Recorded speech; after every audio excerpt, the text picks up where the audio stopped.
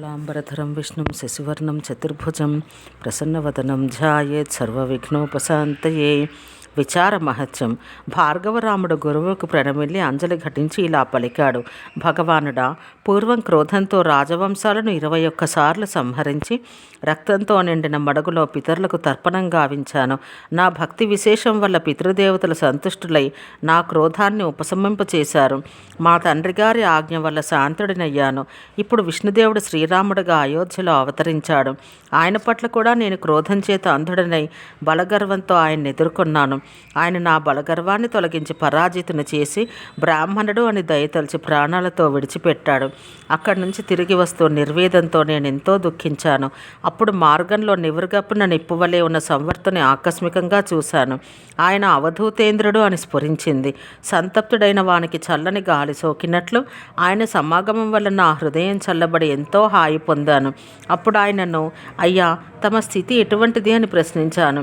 ఆయన తత్వం యొక్క సారాన్ని ముద్దగా చేసి అమృతం వలె నాకు అందించారు. దరిద్రుడు మహారాజ్ఞిని ఎలా తరచి ప్రశ్నించలేడో అలాగే నేను కూడా ఆయనను వివరంగా అడగలేకపోయాను. అయినా అది నాకు ఎలా సులభంగా తెలుస్తుందో అలా చెప్పండి అని ఆయనను ప్రార్థించాను. అప్పుడు ఆయన తమ వద్దకు వెళ్ళమని చెప్పారు. తర్వాత గుడ్డివాడు జనులను చేరుకున్నట్టు నేను మిక్కిలి సుఖప్రదములైన తమ పాదముల వద్దకు చేరాను. తమ వల్ల త్రిపురాదేవి యొక్క మహత్యం సమగ్రంగా విని ఆమెను భక్తితో ఉపాసించాను. ఆమె తన యొక్క రూపంతో నా చిత్తంలో నిత్యం భాసిస్తున్నది. దీనివల్ల ఫలమేమిటి? సంవర్తుడు చెప్పినదేమో కొంచెం కూడా తెలియలేదు. భగవానుడా, దయ ఉంచి ఆయన ఏమి చెప్పాడో అది నాకు బోధించండి. అది తెలియకపోతే నాకు కృతకృత్యత కలగదు.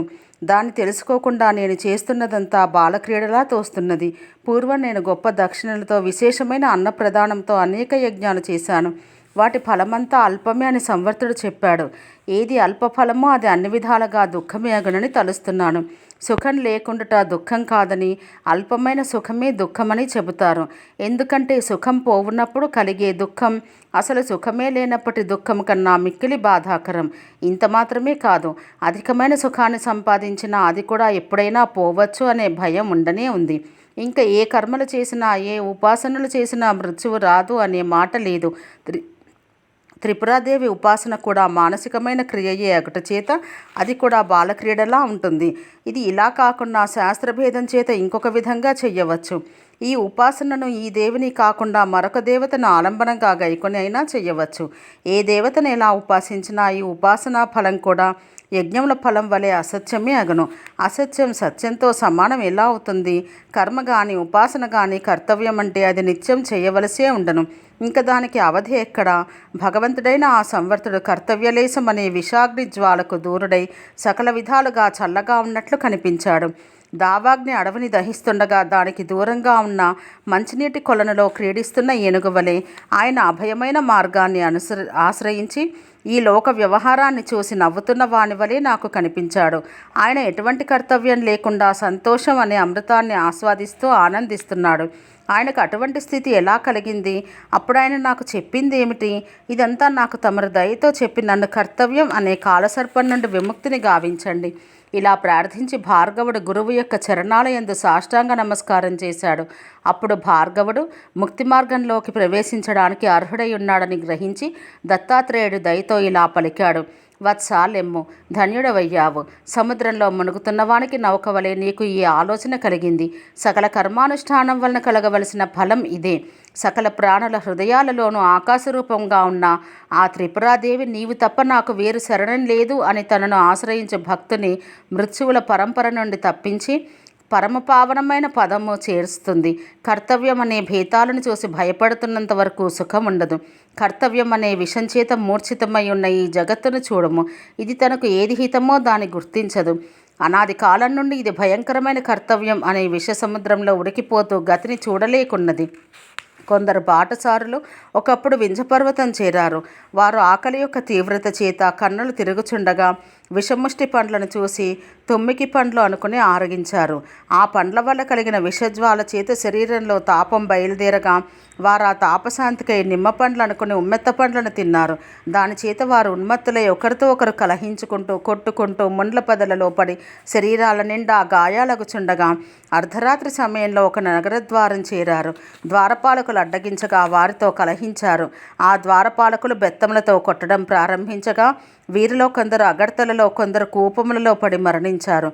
మరికొందరు బందీలుగా పట్టుబడ్డారు. లోకంలో జనులు కూడా ఏదో మేలును కోరుతూ కర్తవ్య విషంచే మూర్ఛితులై నశిస్తున్నారు. భార్గవ, నీవు ధన్యుడివి, అభ్యుదయం పొందావు. శ్రేయస్సు అనే మహాసౌధమును ఆరోహించుటకు మొదటి మెట్టు విచారణమే. సరైన విచారణ లేకుండా ఎవరికైనా క్షేమం ఎలా కలుగునో ఆ విచారమే పెద్ద మృత్యువు. దాని చేతనే జనులందరూ హతులవుతున్నారు. విమర్శించి పని చేయువాడు సర్వత్రా అభీష్టం పొంది జయిస్తున్నాడు. అవిచారం చే రాక్షసులు హతులైరి. దేవతలు విచార పరాయణులై సుఖాన్ని పొందారు. వారు విచారం వల్లనే విష్ణువుని ఆశ్రయించి శత్రువులను జయిస్తున్నారు. సుఖం అనే వృక్షానికి చాలా శక్తివంతమైన విత్తనం విచారం. విచారం గలవాడే అందరికన్నా అధికుడవుతున్నాడు. దాని చేతనే బ్రహ్మ విష్ణు మహేశ్వరులు పూజింపబడుతున్నారు.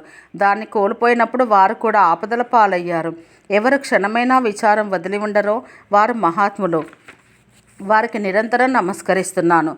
జనులు విమర్శించకుండా కర్తవ్యాల పాలై మూఢులవుతున్నారు. కొందరు విచారించి అపారములైన సంకటముల నుండి విముక్తిని పొందుతున్నారు. ఈ అవిచారం ఎప్పటి నుండో లోకాలను ఆవరించి ఉంది. ఎండలు మండుతుంటే ఎడారిలో చల్లని నీరు ఎలా దొరకదో అలాగే అవిచారం ఉన్నంత వరకు విమర్శ పుట్టదు. విచారం కలగడానికి దేవి ఆరాధనమే పరమ సాధనం.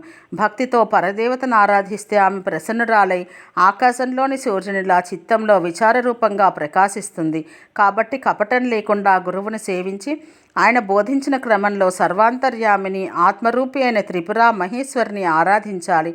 నిర్మలమైన భక్తి, శ్రద్ధ ఆరాధనకి మూలాలు. ఆమె మహత్యం వినటం వల్ల భక్తి శ్రద్ధలు కలుగుతాయి.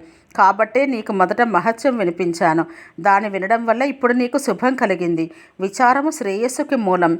కావున ఇక నీకు భయం లేదు. సన్నిపాత జ్వరం వచ్చిన వాడు ఔషధాన్ని సేవించినప్పుడు ధాతువుల యొక్క పరిశుద్ధత కలుగు వరకు భయం ఉంటుంది. అలాగే అవిచారం ఉన్నంత వరకు జీవులకు మహాభయం తప్పదు. విమర్శనం పుట్టనంత వరకు కలుగుతున్న జన్మలన్నీ నిష్ఫలాలే. విమర్శనం గల జన్మమే సఫలం.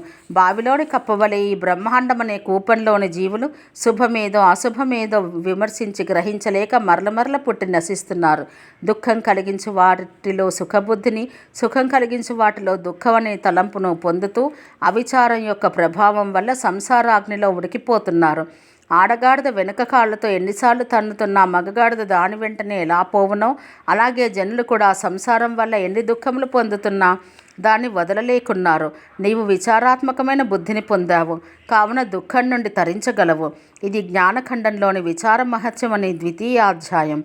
బాలప్రియ, ఉపాసన మానసికమైన క్రియ. అది కర్తవ్యంగా తోస్తున్నంత వరకు సుఖం కలగదు. ఆ ఉపాసన వల్ల విచారం కలగాలి. తత్వాన్ని విచారించినప్పుడు ఆత్మజ్ఞానం కలుగుతుంది. అప్పుడు కర్తవ్య బుద్ధి నశించి సుఖం కలుగుతుంది. ఓం శాంతి శాంతి శాంతి.